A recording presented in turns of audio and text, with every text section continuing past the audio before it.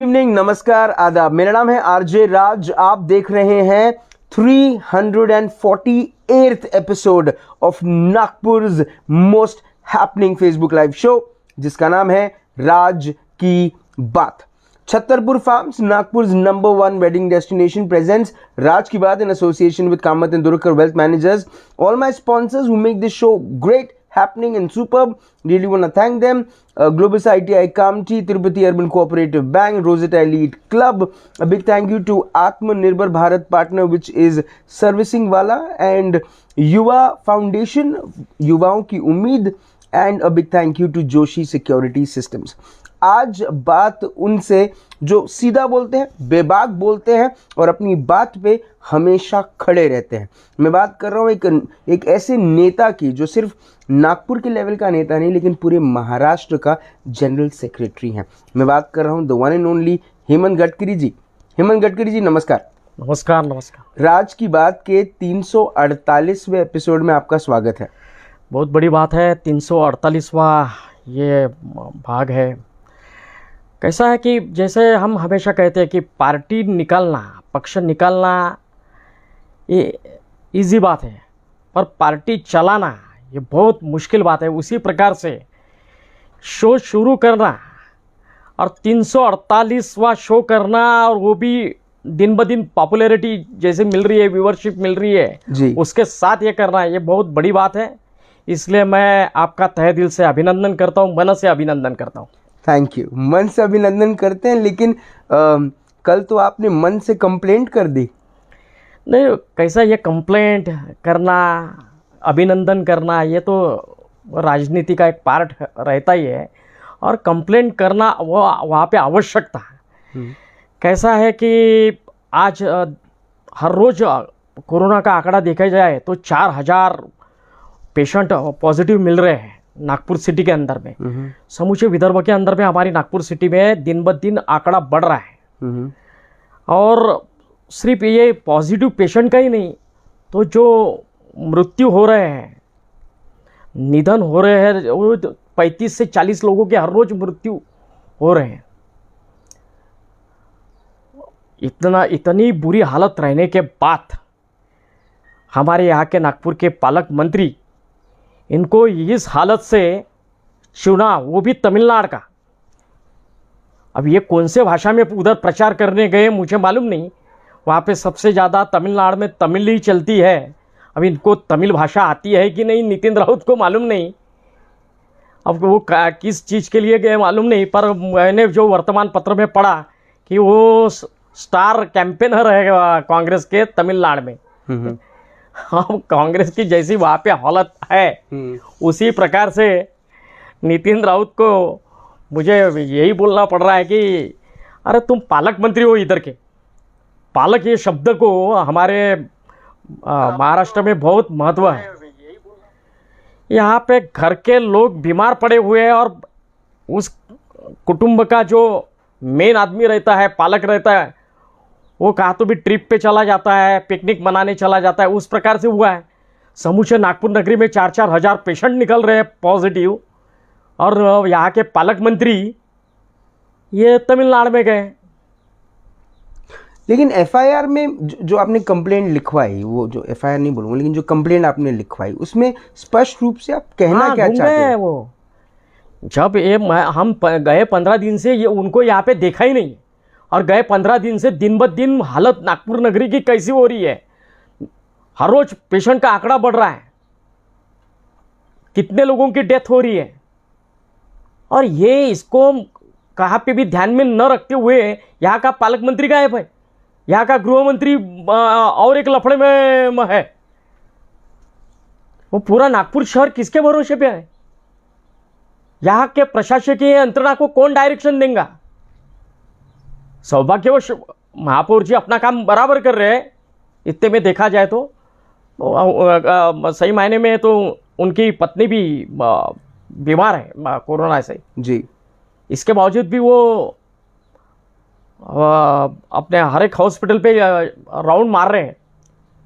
अब यही फर्ज था यहाँ पे रहकर नागपुर के लोगों को एक कॉन्फिडेंस देने का पालक मंत्री का। पालक मंत्री तमिलनाडु में। नहीं, लेकिन हेमंत जी, जो एक मिनिस्टर का काम होता है, एक मिनिस्टर का काम होता है पूरी यंत्रणाओं को बराबर करना।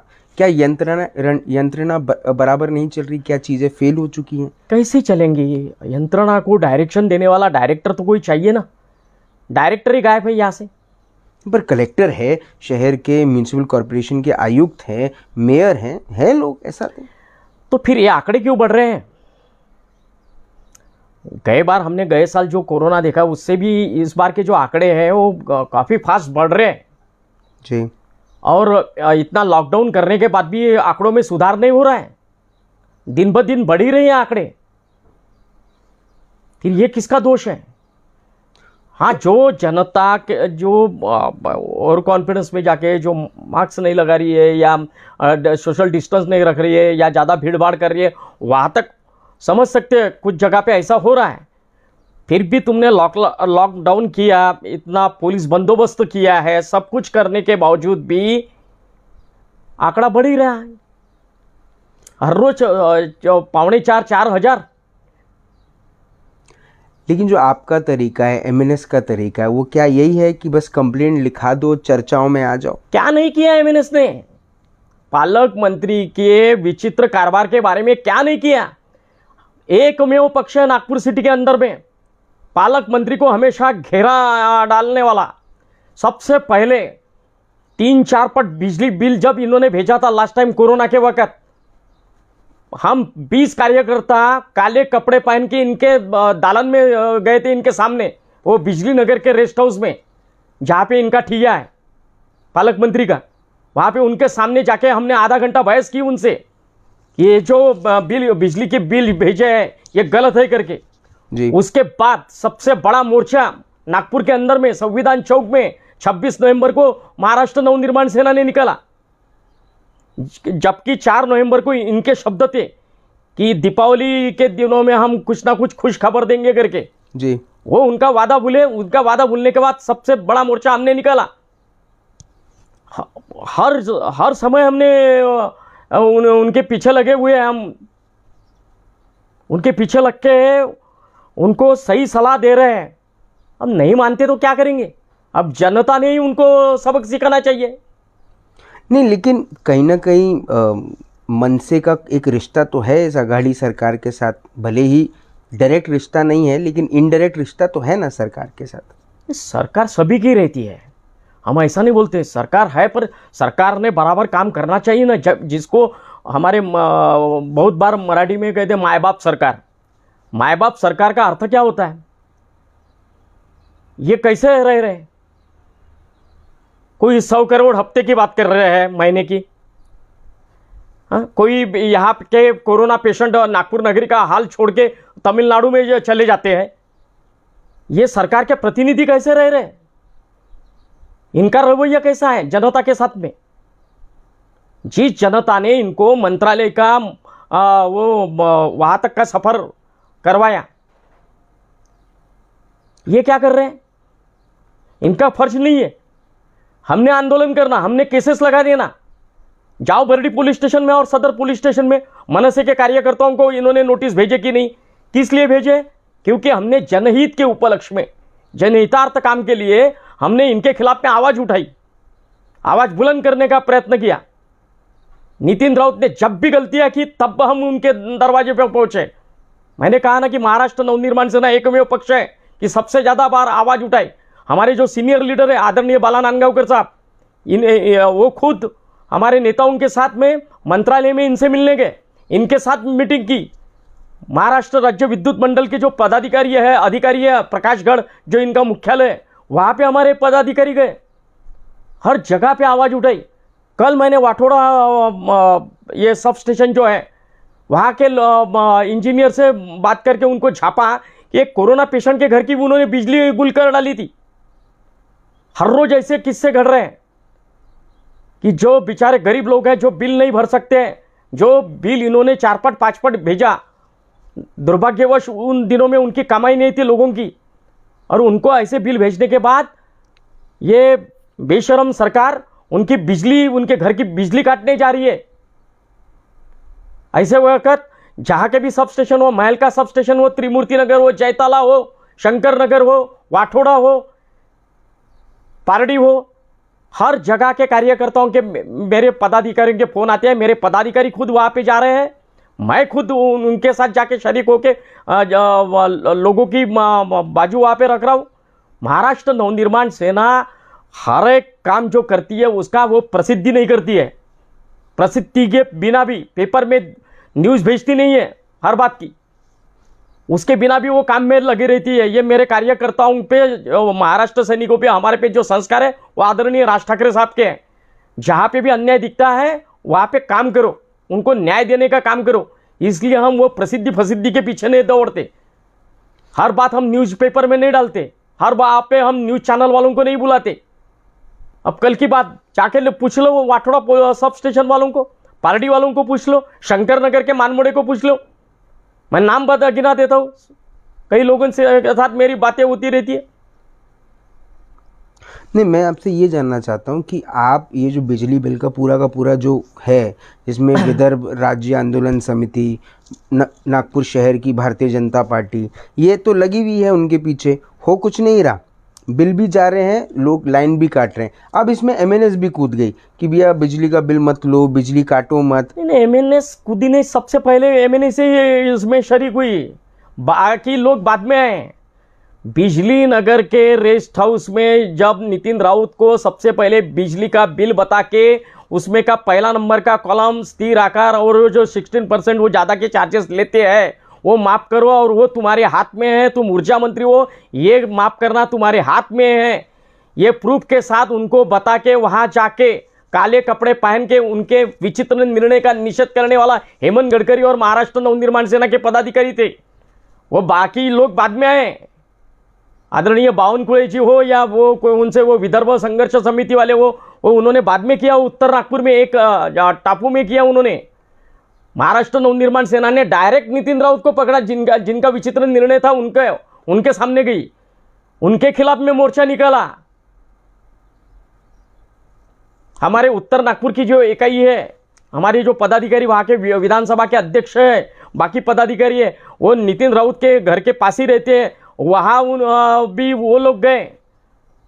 हर जगह पे हम कर रहे हैं। और मैंने कहा ना कि सिर्फ नागपुर में नहीं, ये महाराष्ट्र की राजधानी मुंबई में हमारे आदरणीय ज्येष्ठ नेता बाला नांदगावकर साहब, जो भूतपूर्व गृह राज्य मंत्री है, वो खुद गए नितिन राउत जी से, आधा घंटा उन्होंने चर्चा की है और उनका निर्णय कैसा विचित्र है ये सब साबित करके बताया। फिर भी वो नहीं सुधर रहे हैं तो उसके लिए हम क्या कर सकते हैं? लोकशाही में आंदोलन करना जो है काम, और जो मनसे स्टाइल आंदोलन करना, वो सब किया हमने। उनके सामने जाके हम काले कपड़े पहन के उनका निषेध करके आए, और क्या करें? नहीं तो वो हमारे पे चिल्लाए भी, हमें फर्क नहीं पड़ता, हमने हमारी भी बाजू रखी, उन्होंने अपनी बाजू रखी, आगे भी रखेंगे, हम डरते नहीं हैं। यश गौरखेड़े देख रहे हैं इस वक्त, बहुत सारा समाज सेवा का काम करते हैं, आपको देख रहे हैं, और वो कहते हैं कि सिर्फ एमएनएस प्रोपेगेंडा ही करता है, चीख चिल्लाटी करता है, क्योंकि दिन के आखिरी में तो रिपोर्ट कार्ड ही दिखते हैं ना, मार्क्स कितने मिले। ये दुर्भाग्य, मैं गौरव को कहना चाहता हूँ कि तुम जैसे लोग मनसे के आंदोलन को पाठिंबा आप लोगों ने देना चाहिए, तो आप ऐसे ये शब्द ये कहकर नितिन राउत सरी के निष्क्रिय आदमियों को साथ दे रहे हैं। अब महाराष्ट्र नवनिर्माण सेना अपना फर्ज अदा कर रही है, तो उसमें हमारे नागपुर नगरी के जो सर्वसामान्य जनता है, जो भुक्तभोगी जनता है, जिनको 3, 4, 5 पट बिल आए हैं, उन्होंने हमारा साथ देना चाहिए। यही हमारा उनको नम्र अनुरोध है। ये गौरव जैसे लोग हैं, उनको भी हमारा नम्र अनुरोध है। नहीं, उनका यश गौरखेड़े नाम है, गौरव नहीं है, जो कुछ भी है यश, पर हेमंत जी जो भी होंगे यश से मैं यही कहना चाहता हूँ कि ऐसा बोल के ऐसे निष्क्रिय लोगों के साथ मत दो, जो तुम्हारे हित के लिए काम कर रहे हैं। महाराष्ट्र नवनिर्माण सेना के हमारे समूचे नागपुर के पदाधिकारी, उनको साथ दो। नहीं, वो कह रहे हैं कि why MNS is not speaking on health care, crime and unemployment as we expect simple solutions. मतलब जो पॉलिटिकल पार्टीज पावर में है, उनसे सिंपल सोल्यूशन चाहिए, उनको प्रोपेगेंडा और निराशा ही मिली है। और एमएनएस से लोगों की उम्मीदें हैं, क्योंकि एमएनएस का स्टाइल अलग है। एमएनएस से उम्मीदें हैं, धन्यवाद उसके लिए, पर एमएनएस तुम्हारी उम्मीदों के अनुसार काम भी कर रही है। अगर आपको उसकी जानकारी नहीं मिली तो आप मुझे मिल सकते हो। मैं आपको एमएनएस क्या क्या कर रही है, फिर हेल्थ केयर के बारे में हो, म्युनिसिपल प्रॉब्लम्स के बारे में हो, कोरोना के बारे में हो, क्या कर रही है, ये सभी समूचे विषय के बारे में उसके लिए जानकारी देने के लिए यहाँ का जवाबदार पदाधिकारी करके मैं कभी भी तैयार हूँ। यश, आपको मैं आमंत्रित करता हूँ मेरे ऑफिस में। आप मेरा फ़ोन नंबर ले लीजिए 9373125378। इस फ़ोन नंबर पे आप मुझे फ़ोन करके मिलिए मेरे ऑफिस में या घर में। महाराष्ट्र नवनिर्माण सेना कितना सुंदर काम कर रही है इसकी जानकारी मैं आपको प्रूफ के साथ दूंगा। एक बात और जो समझ में आ रही है वो ये समझ में आ रही है कि आपने कल कंप्लेंट तो दिखा दी कि गार्डियन मिनिस्टर मिसिंग है, पर उस कंप्लेंट का कुछ हुआ क्या? नहीं, वो कैसा है, ढूंढना ये पुलिस का काम है। वो पुलिस वाले ढूंढेंगे। वो तमिलनाडु में कहाँ है, कहाँ छुपे हो और उनके कौन सी सभा है वहां पे चल रही है। मैंने कहा ना कि कौन से भाषा में वहां पे वो प्रचार कर रहे हैं जी। पूरे देश में अपने 450 से 44 तक आ गए। महाराष्ट्र में इनकी हालत क्या है मालूम है, और ये जा रहे हैं तमिलनाडु में। हमको वहां पे कौन से भाषा में प्रचार कर रहे हैं मालूम नहीं। लेकिन वहां पे मेरे नॉलेज से तमिलनाडु में 2 ही पार्टी स्ट्रांग है। वहां पे ये दोनों भी राष्ट्रीय पार्टी कहाँ पे भी नहीं है, ना कांग्रेस भी है ना भारतीय जनता पार्टी है। इनको 1-2 भी सीट मिल गई तो इनके लिए बम्पर लॉटरी लगे समान है, क्योंकि वहाँ पे AIDMK जो अभी रूलिंग पार्टी है और अभी जिनके चांसेस दिख रहे हैं, सभी पोल बता रहे हैं, वो स्टैलिन की वो DMK है, करुणानिधि वाली। ये 2 ही पार्टी वहाँ पे फेमस है। इन नितिन राउत की सभा कौन देख रहा है, कौन सुन रहा है, इनकी कौन बातें सुन रहा है? अरे उनका काम है यहाँ पे नागपुर में रहने का। नितिन राउत ने यहाँ के कोरोना की परिस्थिति हैंडल करना चाहिए, आदमी ने ठिया नहीं छोड़ना चाहिए। ऐसे कई लोग मैंने देखे हैं, जैसे भूकंप के काल में कहते कि शरद पवार लातूर में ठिया देके बैठे थे। यशवंतराव चौहान वो कोयना का कुछ तो भी जब ये ट्रेजेडी हुई थी महाराष्ट्र के अंदर में, तब वहाँ पे ठिया देके बैठे थे। हर एक लोग जो बड़े बड़े जो पॉलिटिशियन है, ऐसे दुखद समय में अपने लोगों के वहाँ का जो स्थानिक लोग हैं वहाँ का साथ छोड़ते नहीं है। और ये महाशय उधर तमिलनाडु में प्रचार करने जा रहे हैं। एक सवाल मेरा, इनको कौन सुन रहा है उधर? नहीं, लेकिन मैं आपसे जानना चाहता हूँ, क्या व्यक्तिगत तौर पे भी जानते हैं नितिन राउत जी को, है ना, बालक मंत्री को जानते हैं आप? क्या वो फिट नहीं है इस पोस्ट के लिए, आपको ऐसा लगता है? व्यक्तिगत, ये देखो, व्यक्तिगत संबंध मेरे भी अच्छे हैं। आदरणीय नितिन राउत से भी है, सुनील केदार से भी है, अनिल बाबू देशमुख से भी है, नितिन गडकरी जी साहब से भी है, देवेंद्र से, सभी से है। मेरे को भी अभी 31 साल हो गई है ना। व्यक्तिगत संबंध सभी है, पर जिस पोस्ट पे वो बैठे हैं जी, अब वो पालक मंत्री के पोस्ट पे है। पालक मंत्री का फर्ज है कि यहाँ पे रहकर कोरोना की स्थिति को हैंडल करें, उसमें सुधार कैसे हो सकता है, लोगों को उपचार कैसे मिल सकता है। एक बेड पे 2-2 पेशेंट हमारी ऊपर राजधानी में, पूरा महाराष्ट्र ये चित्र देख रहा है। ये कोई हेमंत गडकरी, राज साहब ठाकरे का कार्यकर्ता नहीं बोल रहा, ये तो वस्तुस्थिति दिख रही है ना, सत्यता। ये ऐसी परिस्थिति है, एक बेड पे 2-2 पेशेंट सो रहे हैं, कुछ पेशेंट नीचे सोते हैं, उनको बेड नहीं मिल रहे हैं। नागपुर इतना बड़ा नागपुर, 30 लाख की संख्या वाला नागपुर, 6 कॉन्स्टिट्यूंसी है यहाँ पे, इतनी बड़ी सिटी, इतने हॉस्पिटल्स हैं, यहाँ पे बेड नहीं मिल रहे हैं। आशिया का सबसे बड़ा मेडिकल हॉस्पिटल यहाँ पे है नागपुर में, वहाँ पे कोविड वार्ड में पेशेंट को बेड नहीं मिल रहे हैं। ऐसी विचित्र परिस्थिति है, और हमारे नागपुर का पालक मंत्री, उसको तमिलनाडु के इलेक्शन की पड़ी है। हम महाराष्ट्र में इलेक्शन चल रहे होते और कुछ हुआ मैं समझ सकता था, तमिलनाडु के इलेक्शन में वो जा रहे। वो अनिल देशमुख साहब, दूसरे मिनिस्टर हमारे नागपुर से बिलोंग करते हैं, वो अलग लफड़े में फंसे उधर।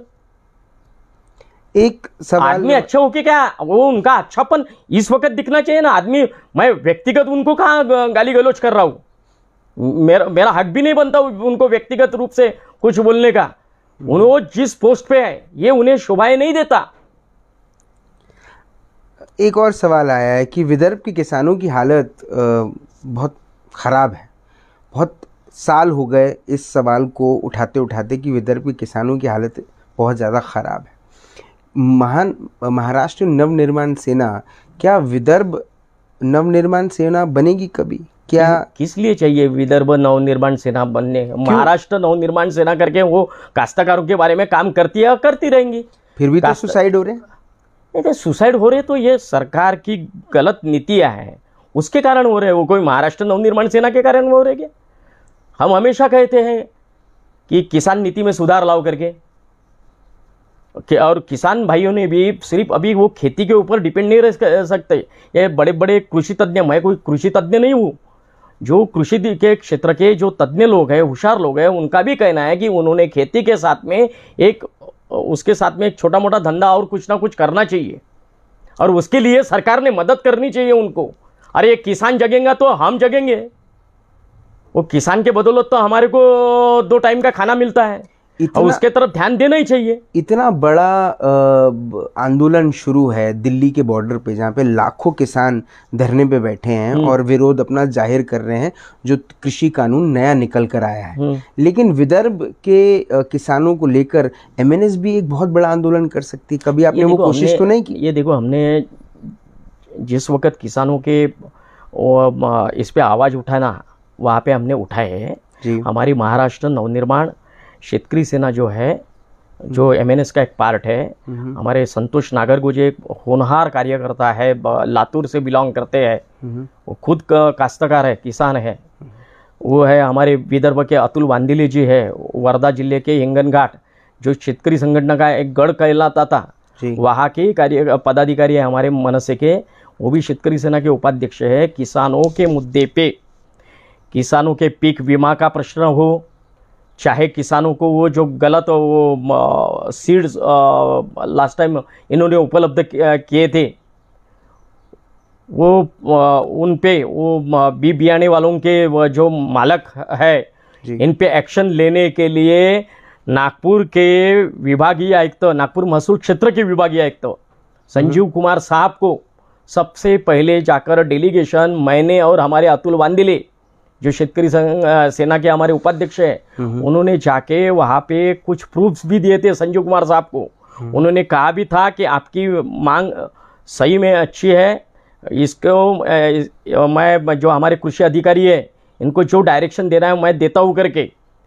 जब ये सीड्स खराब निकले थे जी, उस हम हर एक इस पे आवाज़ उठाते हैं। प्रोफेसर कुणाल पडोले सर देख रहे हैं, हजारों युवाओं को अब तक जॉब दिला चुके हैं विदर्भ के, और उनका भी एक संघर्ष चालू है युवा फाउंडेशन की बैनर के तले। वो पूछते हैं कि I always support MNS and honourable Raj Thackeray saheb, and MNS really works for Maharashtra and Marathi manus. धन्यवाद। तो आपको सत्ता में क्यों नहीं लाते लोग? नहीं तो वो तो प्रश्न आपने उनको ही करना चाहिए कि आप एमएनएस को मानते हो। हमारे आदरणीय राज ठाकरे साहब जो हमारे पक्ष के मालक, हमारे पक्ष की पहचान, हमारे अध्यक्ष है, उनको सब जन मानते हैं। अभी हमारी जनता से वही गुजारिश है आपके इस फेसबुक शो के माध्यम से कि आप मानते हो, और ये जो 4 पक्ष भी आपने देख लिए, इनके तमाशे भी आपने देख लिए, ये महाविकास नाम का भकास तमाशा भी अभी देख रहे हैं। ये जो नए समीकरण गए 1.5 साल से हुए हैं, ये भी तमाशा आपने देखा, इसके पहले का भी तमाशा आपने देखा युति का, ये सब आप देख चुके हुए हैं। तो आप अभी सिर्फ आपके पास पर्याय है। जैसे एक चैनल पे वो अमिताभ बच्चन साहब कहते हैं, वो एक कार्यक्रम जो आता है कौन बनेगा करोड़पति, कि आपके पास अगर स्पर्धक जो सामने बैठा हुआ हार्ट सीट पे बैठा हुआ जो आदमी रहता है, उसको अमिताभ बच्चन जी बोलते हैं कि आपके पास 4 पर्याय है, 4 ऑप्शन है, ए डकाना, बी जी, सी, डी, ये 4 ऑप्शन बता दें। वही उसी प्रकार से मैं आपके फेसबुक के ये शो के माध्यम से हमारी माँ बाप जनता जो है महाराष्ट्र की, हमारी उप राजधानी नागपुर की, उनको यही बताना चाहता हूँ कि आपके जो 4 ऑप्शन थे भाजपा, कांग्रेस, शिवसेना, राष्ट्रवादी, ये चारों फेल हो गए। अब आपके पास सिर्फ एक ही ऑप्शन है, उस ऑप्शन का आप इस्तेमाल करो आने वाले चुनाव में, चाहे वो महानगर पालिका के हो, चाहे कोई भी चुनाव हो। आने वाले चुनाव में महाराष्ट्र नवनिर्माण सेना ये सबसे अच्छा ऑप्शन है। जिस पार्टी के अध्यक्ष आदरणीय राज ठाकरे साहब है, एक विजन विजनरी नेता इस महाराष्ट्र का, एक प्रगल्भ बुद्धि का नेता राज ठाकरे साहब, उनके पक्ष को चांस दो। अभी वही पर्याय आपके पास है। अगर नहीं देंगे तो फिर से यही 100 कोटी और ये फालतू के जो बातें हो रही है, ये अधिकारी ने ऐसा क्यों किया, वो अधिकारी ने क्यों, इसमें इनके दिन बर्बाद हो रहे हैं। नहीं हेमंत जी, जैसे जनता के कुछ काम नहीं हो रहे हैं। नहीं, बेड्स नहीं है, ऑक्सीजन की कमी हो रही है, लोगों जो होम क्वारंटाइन है उनके पास भी बराबर दवाइयाँ नहीं पहुंच रही हैं, लोगों के होम क्वारंटाइन लोगों की जानकारी भी नहीं है इनके पास बराबर। नहीं, मैं कह रहा हूँ उनको फोन भी नहीं जाते हैं। पहला जो एक ये था, यानी लास्ट ईयर जब कोरोना हुआ था, होम क्वारंटाइन कौन है उसके यहाँ पे फोन भी जाते थे जी। मैं आदरणीय दयाशंकर तिवारी जी से भी कहना चाहूँगा कि दया भैया, आप पर्सनली अच्छा काम कर रहे होंगे, ध्यान दे रहे होंगे, पर आपके महानगर पालिका के अधिकारियों को बताओ, ये जोन के अधिकारियों को बताओ, ये जो टाइम पास करने वाले अधिकारियों को बताओ कि जो होम क्वारंटाइन है इसकी जानकारी बराबर रखे। मेरे पास ऐसी भी जानकारी है उनको वो पॉजिटिव है और घूम रहे हैं। ये संसर्ग बढ़ सकता है और खतरा पैदा हो सकता है इसके कारण। ये बहुत महत्वपूर्ण और गंभीर विषय है। जैसे मेरा जो पूरा सवाल था वो यही था कि बेड्स नहीं है, लोगों की बिजनेसेस ख़राब हो चुकी हैं, ऑक्सीजन नहीं है, नौकरियां जा चुकी है लोगों की। हज़ारों ऐसे लोग होंगे नागपुर शहर में जिनके ऊपर में कर्ज बढ़ गया है, कई सारे लोगों की कर्ज बाजारी बढ़ गई है। एमएनएस गार्डियन मिनिस्टर से मिल के एक बार बैठ के पूरी बात एमएनएस के तरीके से क्यों नहीं करता? कब नहीं की हमने। मैं तो उनको एक बार धन्यवाद देता हूँ कि विभागीय आयुक्त कार्यालय में एक मीटिंग, सर्वपक्षीय मीटिंग उन्होंने बुलाई थी जी। उसमें महाराष्ट्र नवनिर्माण सेना को बुलाया गया था, और खास करके मेरे को भी उनके पीए का फ़ोन आया था, मैं गया भी था जी। हमने कई बार उनको निवेदन दिए। ये निवेदन की कॉपियाँ भी मैं आपको बता सकता हूँ। अगर हमारे निवेदन में जनता की भावना, वो जो सच्चाई है, जो हकीकत है, वो सब लिखी रहती है, वो निवेदन को ये क्यों नहीं सीरियसली लेते? ये निवेदन क्या बोलो, ये टाइम पास रहता क्या हमारा? अरे जो हम सच्चाई तुमको नहीं मालूम वो भी हम हकीकत आपके तरफ लाते हैं निवेदन के माध्यम से, डेलीगेशन के माध्यम से। आपने सीरियसली उस पर सोचना तो चाहिए, ध्यान तो देना चाहिए, अधिकारियों को ऑर्डर तो देना चाहिए कि नहीं नहीं, ये जो है महाराष्ट्र नवनिर्माण सेना ने ये डेलीगेशन में ये बहुत महत्वपूर्ण बात कही है, इसके तरफ गौर फरमाए ये करके, इसके तरफ ध्यान देना चाहिए करके। ये बताना किसका काम है? राउत साहब का नहीं है, मिनिस्टर साहब का नहीं है, अधिकारियों का नहीं है, जिनको हम डेलीगेशन देते रहते हैं। तो आप उनकी सीधा जाके मिसिंग कंप्लेंट लिखा देंगे? हाँ, तो आप जाके सिर्फ उनकी मिसिंग कंप्लेंट क्यों नहीं लिखाएंगे? क्यों नहीं? दिखे ही नहीं रहे तो? अरे घर का एक आध आदमी अगर 2-3 दिन नहीं दिखता है तो घर वाले परेशान हो जाते हैं और मिसिंग कंप्लेंट नज़दीक के पुलिस स्टेशन में ये करते हैं। पालक मंत्री 15-20 दिन से नहीं दिख रहा है, ऐसे सिचुएशन में क्यों नहीं कंप्लेंट देंगे? और अगर उनको आपकी कंप्लेंट पे ढूंढ भी लिया जाए तो क्या होगा? मैं ये जानना चाहता हूँ क्या होगा। ढूंढ लेने के बाद फिर से मिलने जाएंगे हम कि कुछ तो भी सुधार लाओ करके कहने के लिए। उसके सिवा हम कर भी क्या सकते हैं बताओ मुझे? क्योंकि तुम लोग हमें सत्ता देते नहीं, और सत्ता हमें दी रहती तो ऐसे प्रश्न ही निर्माण नहीं हुए रहते। उमेश ढूंढने देख रहे हैं आपको, कहते हैं विदर्भ अलग क्यों नहीं चाहते, आंदोलन शुरू है, क्या कहना है एमएनएस का? ये आंदोलन कब से चालू है? आदरणीय जामुनराव धोटे जी साहब थे जी, तब से चालू है। ये विषय भी अभी ख़त्म हो गया है।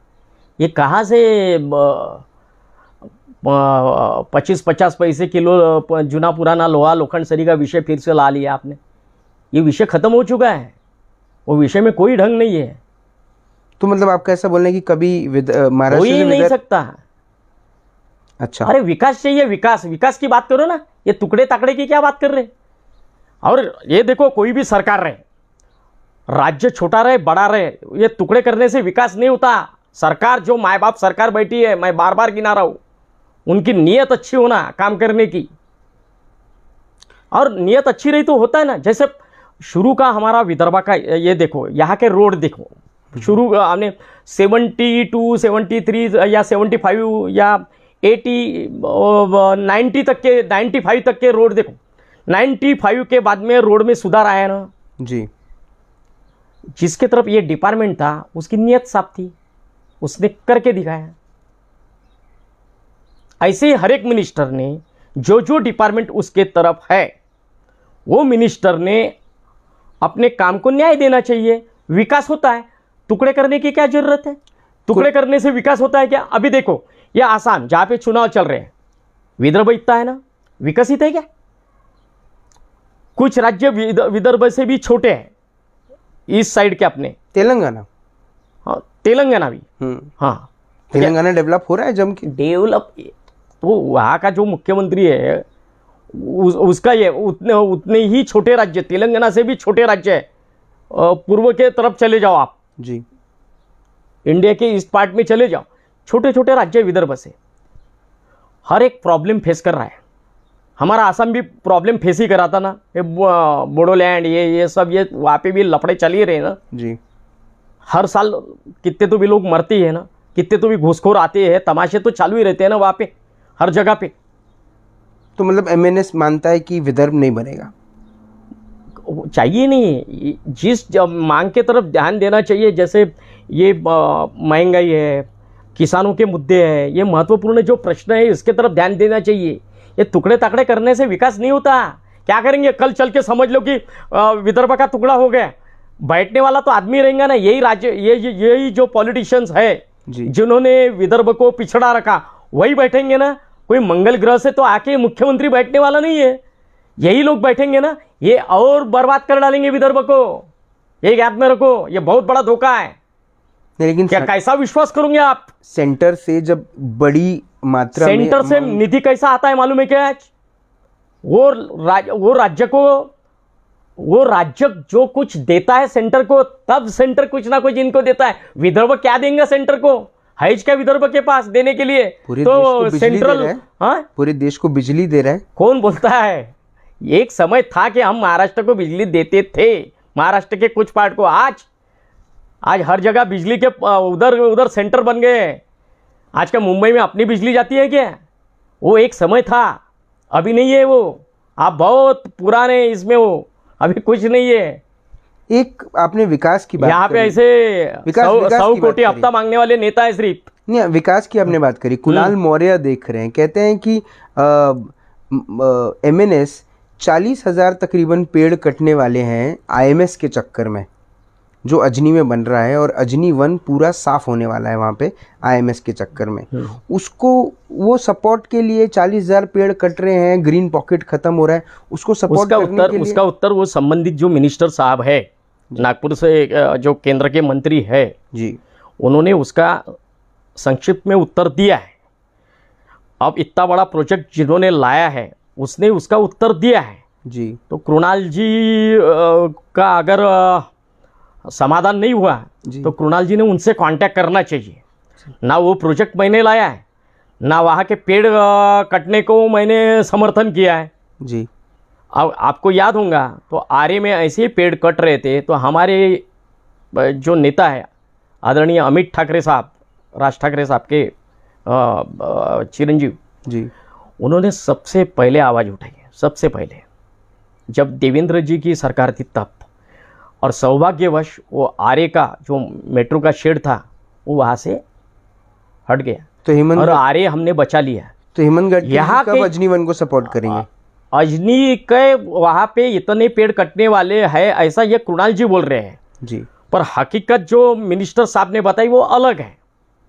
वहाँ पे कुछ पेड़ जा रहे हैं, ये हकीकत है जी, पर कुछ पेड़ के बदले में ज़बरदस्त विकास हो रहा है, और कुछ पेड़ वो लगाने वाले हैं, ऐसा कुछ तो भी उन्होंने प्रॉमिस किया है जी। ये हमारे कुछ नागपुर के वर्तमान पत्र ने भी ये मुहिम उठाई थी, पर वहाँ पे मिनिस्टर साहब ने उत्तर देने के बाद ये मुहिम उनकी ख़त्म हो गई।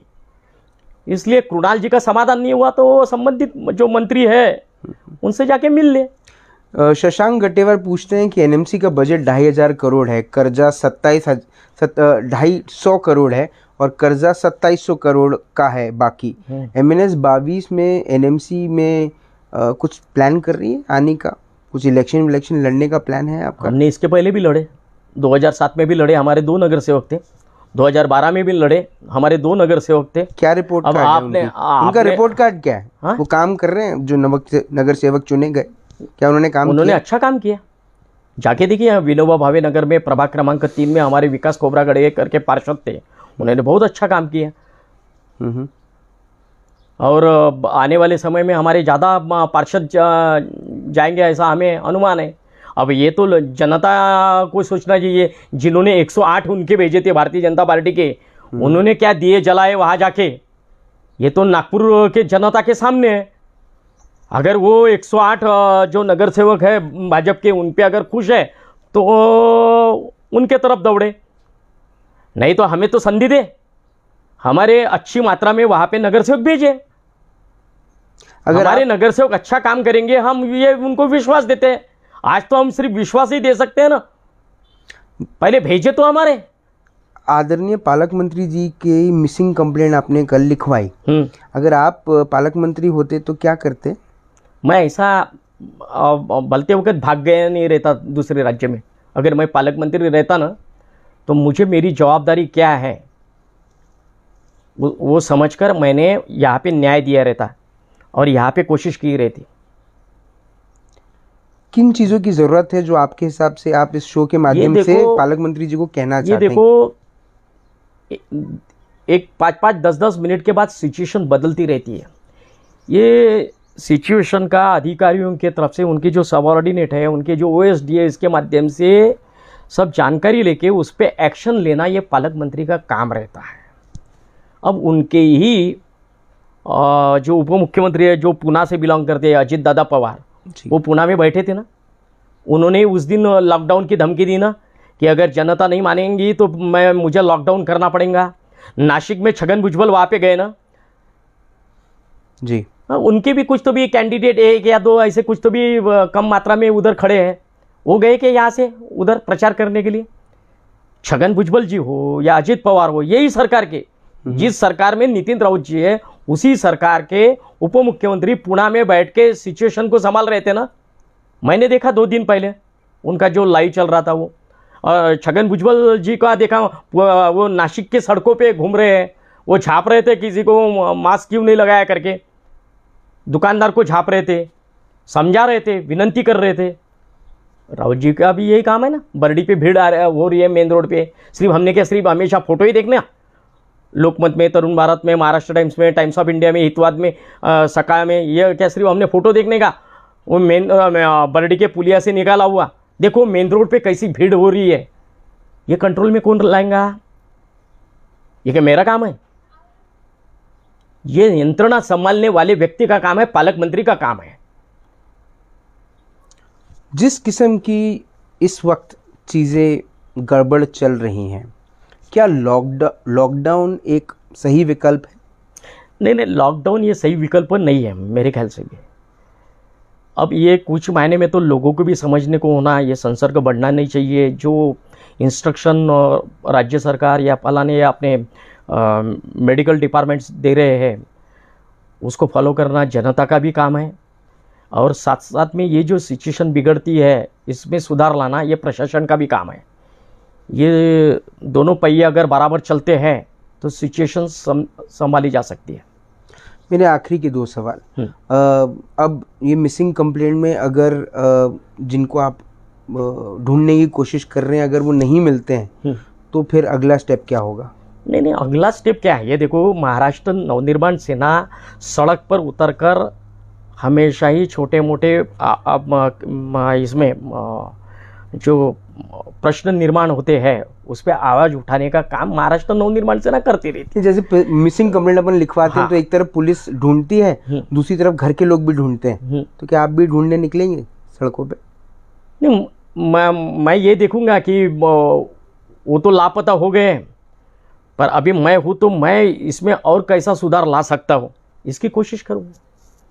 MNS के आप जनरल सेक्रेटरी हैं, नागपुर शहर से क्या कहना चाहते हैं? नागपुर शहर के हमारे सभी पदाधिकारी बहुत अच्छा काम कर रहे हैं। कोरोना के काल में उन्होंने लास्ट ईयर जो बहुत बड़े प्रश्न निर्माण हुए थे उस समय भी बहुत अच्छा काम किया। तो आप लोगों को सबको मालूम होगा कि नागपुर मेडिकल हॉस्पिटल जो सबसे बड़ा हॉस्पिटल है और मेयो हॉस्पिटल हमारे नंबर 2 का हॉस्पिटल, ये दोनों जगह पे सबसे पहले जो कोविड वार्ड में काम करने वाले हमारे डॉक्टर कर्मी है, नर्सेस है, इन लोगों को उनके सुरक्षा के हेतु सबसे पहले मैं 10 बार गिनाऊंगा, सबसे पहले पीपीई किट देने का काम मेरे साथ मेरे सभी सहयोगी ने किया। और उस बारे में तब के तत्कालीन जो डीन साहब थे डॉक्टर सज्जल कुमार मित्रा और अविनाश गावंडे सुप्रिटेंडेंट, इधर रवि चौहान जी और वो केवलिया साहब, अजय केवलिया, ये इन लोगों ने भी अप्रिशिएट किया कि महाराष्ट्र नवनिर्माण सेना ने जो चीज़ें हमको जिस चीज़ की ज़रूरत थी वो दी। ये तो रही डॉक्टर और नर्सेस को देने वाली बात। आम पब्लिक जो है सर्वसामान्य, मुझे तो गर्व है कि मेरे जो पदाधिकारी है महाराष्ट्र नवनिर्माण सेना के सभी समूचे नागपुर के, रेस्ट ऑफ नागपुर के, उन लोगों ने उनकी सही मायने में देखो तो उनकी आर्थिक परिस्थिति कोई ऐसे अनिल देशमुख, सुनील केदार या नितिन गडकरी, देवेंद्र फडणवीस इनकी तरीके स्ट्रांग नहीं है। इसके बावजूद भी देखो उनकी नीयत कितनी साफ है और उन पे जो समाज सेवा के आदरणीय राज ठाकरे साहब के संस्कार है, उन्होंने आटा जमा करके, सब्जियां जमा करके इन लोगों को दी। जो कलाकार थे, आर्टिस्ट थे, उनको दिए। बैंड बाजा वालों का प्रश्न निर्माण हुआ था, घोड़ा बग्गी वालों का, जनरेटर वालों का जो प्रश्न निर्माण हुआ था, हमने निरंतर वो लड़ाई लड़ी। कलेक्टर साहब के तरफ गए, सीपी साहब के तरफ गए, उधर उद्धव ठाकरे साहब को, हमारे आदरणीय अध्यक्ष राज ठाकरे साहब के तरफ से निवेदन भेजे, बाला नांदगावकर साहब के तरफ से हमने निवेदन भेजे, आवाज़ उठाई। जो भी कुछ करना था वो सब महाराष्ट्र नवनिर्माण सेना के कार्यकर्ता ने तहे दिल से किया, ईमानदारी से किया और वो जो प्रामाणिक ढंग से काम करते हैं उस प्रकार से हमने किया। हम ऐसा नहीं बोलते कि 100% हमने किया करके, पर जो किया वो बहुत ही अच्छा किया। ये जो पुलिसकर्मी चौक चौक पे बैठे रहते थे बेचारे, दिन भर धूप में बैठते थे, उनको अच्छा शुद्ध पानी, कोल्ड ड्रिंक्स, नाश्ता पानी देने से लेकर सभी कुछ चीज़ें हमारे महाराष्ट्र सैनिकों ने की। मुझे गर्व है और अभिमान है कि हम राज ठाकरे साहब के जो संस्कार और जो राज ठाकरे साहब को हमारे से अपेक्षा है वो हमने कृति में किया और बहुत ही अच्छे ढंग से हमने कोरोना का सामना तब भी किया और आने वाले दिनों में भी हम करेंगे। 2 सवाल आखिरी है क्योंकि अभी मैसेज आए उनके और ये प्राइवेट मैसेज हैं। आदित्य नाम है, दूसरा नाम मैं बताऊंगा नहीं क्योंकि वो डर रहे हैं चीज़ पूछने के लिए, लेकिन सवाल नहीं, डरे नहीं, बिंदास पूछे। उनका सवाल है कि ये जो सरकार है ये अघाड़ी है या अनाड़ी है? अब उनके जिस प्रकार से उनका काम दिख रहा है वो तो आगाड़ी है कि अनाड़ी है, वो तो जो सवाल जिन्होंने किया है उनको भी समझ में आ गया है। आपका पॉइंट ऑफ व्यू जानना चाहते हैं। हम भकास सरकार बोलते हैं उनको, आघाड़ी नामक भकास, महाआघाड़ी नामक विकास सरकार वो बोलते हैं, हम भकास बोलते हैं। भकास कुछ भी काम नहीं, कुछ भी काम नहीं, सिर्फ कोरोना का बहाना। अपना जो कर्तृत्व है, जो उन्होंने एकदम थर्ड क्लास इससे रवैये से निभाया है, उसको हम एक ही नाम दे सकते हैं, भकास काम। अगर इस वक्त ये शो गार्डियन मिनिस्टर देख रहे हैं तो हमारे आदरणीय पालक मंत्री जी से आप एक बात जो उनको दिल से यहाँ कहना चाहते हैं वो क्या है? आदरणीय नितीन राऊत साहेब, तुम्हाला माझी नम्र विनंती आहे की तुम्ही पालकमंत्री आहात. पालक हा शब्दाची व्याख्या तुम्हाला चांगल्या पद्धतीने माहीत आहे. तुम्हीसुद्धा एक चांगले शिक्षित आहात, तुम्हाला डॉक्टरेटसुद्धा मिळालेली आहे.